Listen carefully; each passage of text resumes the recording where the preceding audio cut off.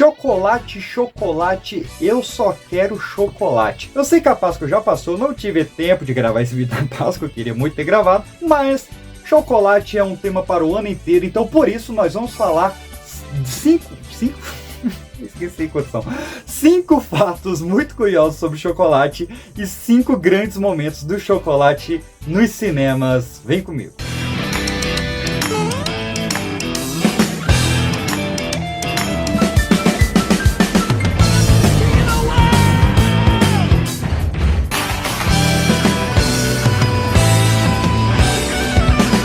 Pipoca de pedra. Sim, meus queridos, passamos aí o período de Páscoa, que foi no último dia 31 de março, mas por que eu estou fazendo depois, né? Por que eu não esperei a Páscoa do ano que vem? Primeiro que eu ia perder essa pauta, e segundo que a Páscoa ela não é o momento onde mais se vende chocolate no mundo. É mesmo, é? Por exemplo, no Brasil, o período que mais se vende chocolate é o Natal, e nos Estados Unidos é o Dia dos Namorados.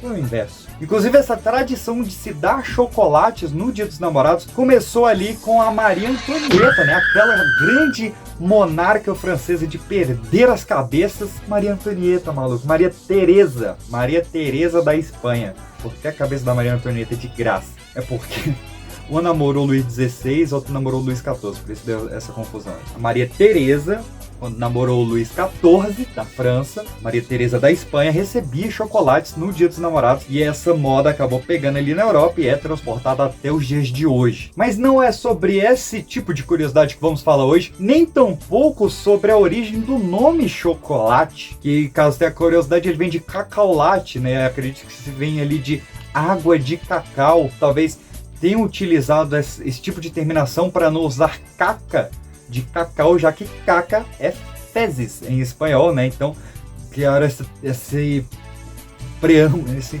radical choco para o chocolate. Mas não é sobre isso que a gente vai falar hoje aqui, não. Primeira curiosidade sobre chocolate que nós vamos trazer hoje é realmente a origem dele, que se deu ali na região onde hoje é conhecido como Peru, mais especificamente na floresta amazônica do Peru, onde o cacau ele foi chamado de Theobroma, que no dialeto local significava o fruto dos deuses. E esses nativos peruanos vão acabar transportando esse fruto dos deuses até a região dos Aztecas, onde hoje é o México, e lá realmente vai ser feito esse licor amargo, que vai ser depois chamado de chocolate. E o chocolate na época, ele era realmente um líquido bastante amargo, um líquido que ele dava um barato, né? Ele era quase que alucinógeno realmente ali na sua propriedade mais pura, e eles tomavam em grandes copos de ouro. Eles usavam ele como moeda de troca. Por exemplo, com 4 cacaus você conseguia trocar por um coelho, com 10 você trocava por uma prostituta, e com 100 cacaus você trocava por um escravo na época.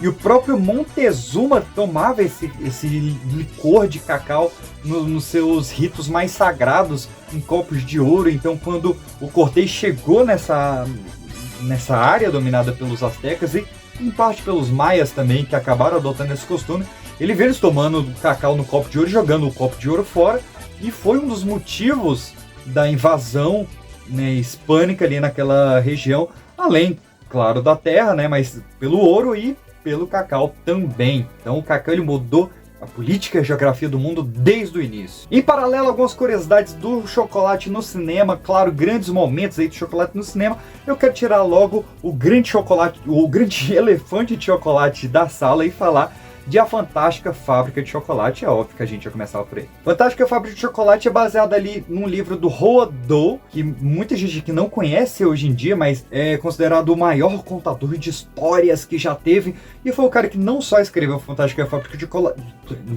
não só escreveu a Fantástica Fábrica de Chocolate, mas ele escreveu O Fantástico Senhor Raposo, ele escreveu Matilda, ele escreveu James e o Pêssego Gigante. Então várias obras dele viraram grandes filmes, e as que não viraram grandes filmes também são grandes obras. E ele escreve ali esses 2 livros, o Charlie e a Fantástica Fábrica de Chocolate, e depois Charlie e o Elevador Voador, que é um grande spoiler do primeiro livro, logo no título do segundo, né? Que absurdo. O primeiro livro, na verdade, saiu ali em 64, o segundo em 71, e foi também em 71 que saiu o primeiro filme, ali com o Gene Wilder, né? O filme genial da Fantástica Fábrica de Chocolate, com aquele Willy Wonka sádico, maldoso, mas incrível, e que teve uma grandíssima prequela agora entre 2023 e 2024, não lembro mais quando saiu, ali com o Timothée Chalamet, que eu adorei, né, uma introdução realmente a esse filme de 71 do Gene Wilder. Filme maravilhoso, um grandíssimo musical, muito gostoso de se ver. E a gente teve um remake estranhíssimo com o Johnny Depp e o Tim Burton, que é melhor deixar passar. Na nossa segunda curiosidade sobre o cacau, para você ter uma ideia, para fazer 100 gramas de chocolate a gente precisa de pelo menos 80 grãos de cacau. E não sei se você sabia, mas cada grão de cacau ele tem 0,2% de cafeína. Então quando esse licor amargo ele foi trazido pela Europa, né, os espanhóis começaram a misturar ele com açúcar e os suíços tanto começaram a incorporar ele com leite quanto começaram a fazer técnicas de temperagem, né? Temperagem ligada à temperatura, não a tempero. O cacau acabou sendo o primeiro contato do povo europeu com a cafeína, né? Porque ainda não havia o costume de consumir café na Europa. O primeiro contato com a cafeína foi pelo cacau, por isso que ele era tão viciante logo no início. Tanto pela cafeína em si, quanto pela anteobromina, que é a cafeína própria do cacau. E além disso, o cacau ele produzia anandamida, que é uma propriedade própria do cacau, similar ao THC, também são captados pelos absorções, pelas glândulas absorventes de canabidiol do corpo humano. Então ele realmente dá um efeito muito similar ao do THC, mas com a diferença em que ele não é facilmente eliminado do corpo como do THC, né? Por isso que o THC ele é usado como medicina medicinal, que eu ia falar. Como tratamento medicinal, e o chocolate não, porque a anandamida do cacau ela acaba ficando, a do THC ela vai embora. Que curioso, né? Inclusive, essas propriedades, principalmente a teobromina, é o que mata cachorro e gato, né? O cachorro e o gato eles não conseguem digerir esse tipo de toxina e acabam morrendo, e a gente fica felizão. Quando a gente come, não quando ele. E assim o chocolate ele acaba sendo um transporte de maior absorção tanto de açúcar quanto de nicotina no corpo humano. Por isso que vários cigarros têm chocolate em sua composição, né? Se você pegar ali a definição de alguns cigarros de nicotina, eles têm chocolate na sua composição, porque eles fazem o nosso corpo absorver a nicotina e o açúcar mais rapidamente. O segundo momento do chocolate no cinema é o filme Chocolate, né? Não podia deixar de ser, ali com Johnny Depp, baseado em um livro de 2000 chamado Chocolate, da Joanne Harris, e mostra como a abertura de uma loja de chocolates em uma pequena cidadezinha fictícia do interior da Europa pode mudar a vida das pessoas ao redor, e conhecer o Johnny Depp. Na nossa terceira curiosidade sobre chocolate, a gente vai falar um pouco das marcas, mais precisamente lá em 1875, quando a Callier, que era uma fábrica suíça, começou a incorporar o leite no chocolate, muito por conta da separação do leite como uma tentativa de fazer um leite materno em pó. Muitas pessoas estavam nessa pesquisa ali de tentar fazer o leite materno em pó, porque a mulher estava retornando ao mercado de trabalho naquele período. Então, deixava-se esse leite em pó para que pudesse ser misturado com água e servido aos bebês. Não conseguiram ter muito sucesso, mas foi criada a farinha láctea e foram criados alguns processos que permitiam acrescentar este leite ao chocolate. Revolucionou realmente o doce. E quem ajudou a fazer essa mistura de cacau, leite e açúcar foi um jovem confeiteiro chamado Nestlé. E o Nestlé, ele tinha realmente essa meta nobre, né, de ajudar a combater a taxa de mortalidade infantil, muito mais por conta do amor que ele tinha aos próprios filhos, né, que sofriam com essa certa desnutrição, e toda a sua pesquisa acabou gerando esse líquido de chocolate feito de cacau, malte, açúcar e leite em pó, que era vendido por 50 centavos a garrafa de yuan, em 1870. Só que mesmo assim era um processo muito caro, que ele foi barateado nos Estados Unidos por um cara chamado Hershey, né? E depois foi transformado em uma ração para soldados por um cara chamado Forrest Mars, que cobria este chocolate com camada de açúcar para que ele durasse mais tempo sem derreter. E o Forrest Mars pegou essa receita dessa ração de chocolate e criou a M&M, que até hoje é a maior consumidora de cacau do mundo, né? Quem mais compra cacau no mundo até hoje é a M&M. Nossa terceira indicação de chocolate nos cinemas é Água para Chocolate, também baseado em um livro de mesmo nome, ali da Laura Esquivel, e que ele tem esse livro tem a data do livro aqui? Não temos a data do livro, mas que gerou um filme de 1992, um romancezinho bem legalzinho, eles passando no México. Mas o que é interessante aqui é o momento deste livro, principalmente, eu não lembro se explica no filme, mas com certeza no livro explica o porquê do título, Água para Chocolate, porque no México, mais especificamente no México, eles derretem o chocolate na água, não no leite, como é feito em outros países, principalmente ali na Europa e também no Brasil. Então a pessoa ferve bastante a água e depois bota ali a barra de chocolate que vai ser derretida. Isso acabou gerando um dito popular, que a pessoa está com água para chocolate. Quer dizer que ela está fervendo de emoções, né? Seja de raiva ou de romance, por que não? Então fica aqui essa dica, só por essa explicação do Água para Chocolate, já merece você ler o livro, ver o filme e dar um like nesse vídeo, com certeza, por que não? Para nossa quarta curiosidade sobre cacau, vamos falar do ovo de Páscoa, né? Que era para ter sido o tema do vídeo, se ele saísse no dia 31 de março. Mas o ovo de Páscoa, ele é realmente um símbolo, porque o ovo é a vida, né? A vida dos animais que voam ou que nadam, mas não dos mamíferos, ou dos que rastejam, né? Cobra põe ovo também. E isso fez com que várias civilizações presenteassem uns aos outros com ovos como símbolo de fertilidade, né? Principalmente ovos de avestruz, que eram grandes e vistosos ali.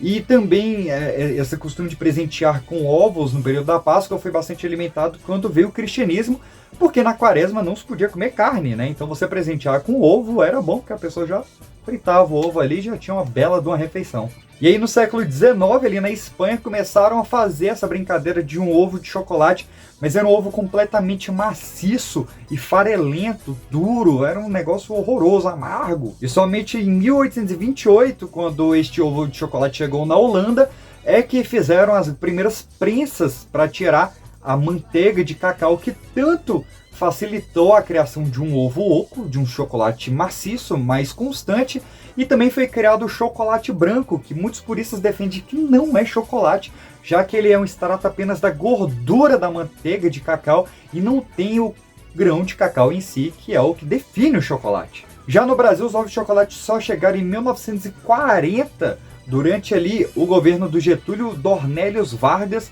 onde foi criada a primeira fábrica brasileira, puramente brasileira de chocolate, que foi a Lacta.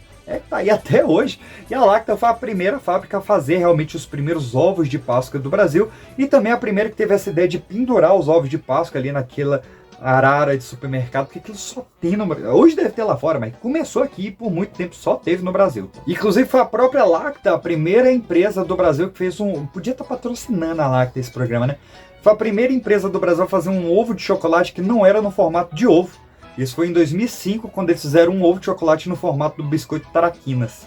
Isso já emenda na nossa quinta curiosidade sobre o cacau. Já vou falar da quarta e da quinta de uma vez só, que é a origem do chocolate no Brasil, né? O chocolate no Brasil, ele veio ali durante o período colonial, inclusive foi o que fez a plantação de cacau ser tão grande no Brasil, e depois um grande motivo de falência, né? Com a proliferação ali das vassouras de bruxa, que foi muito mostrado belamente na novela Renascer, que tá de volta aí na Globo.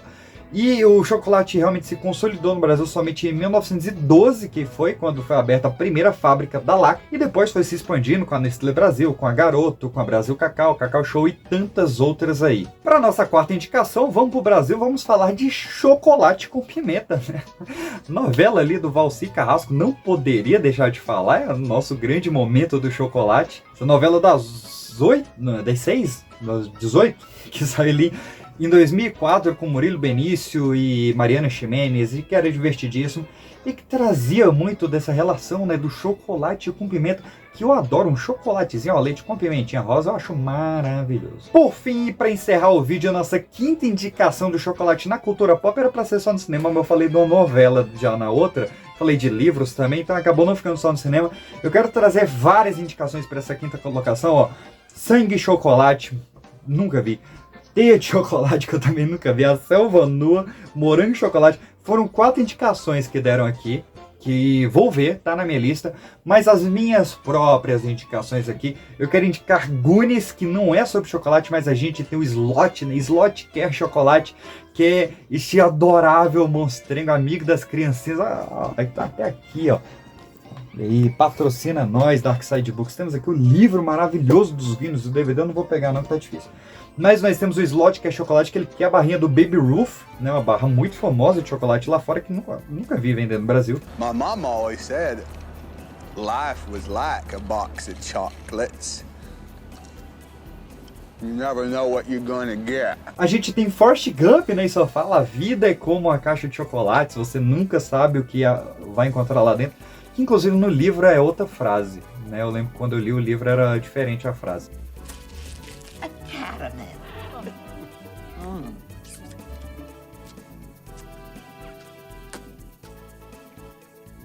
Nós temos Duplex, um filme que eu adoro, da Drew Barrymore com o Ben Stiller, onde eles matam uma velhinha com chocolate. Meu pai amado. E por fim, pra gente encerrar o vídeo, fiquem com essa lembrança, este trauma, esta coisa que quase me fez deixar de comer chocolate na minha vida, que é a cena do bolo de chocolate em Matilda.